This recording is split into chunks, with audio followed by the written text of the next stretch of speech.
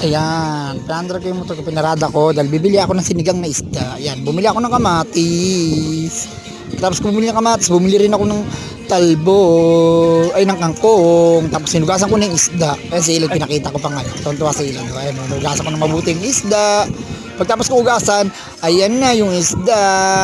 Nahinugasan ko yan mga ricado, bawang sibuyas, luya, kamatis, ayan. Ayan yung talbo or kangkong. Napakasarap talaga ng kangkong na yan. Ayan, nagpakulo ako ng mantika.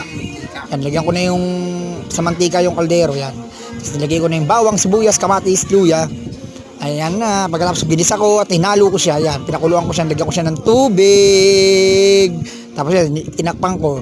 Hintay kong kumulo, ayan. Kumulo na siya. Pinakulo ko ng mabuti. Lagay ko na yung mga isda, ayan. Kumukulo na siya ng mabuti. Lagay ko na yung kangkong. Tapos ayan, luto na siya. Pakasarap talaga niyan. Ayan, pwede na siyang kainin, pwede na siyang pakipalo na lang po ako.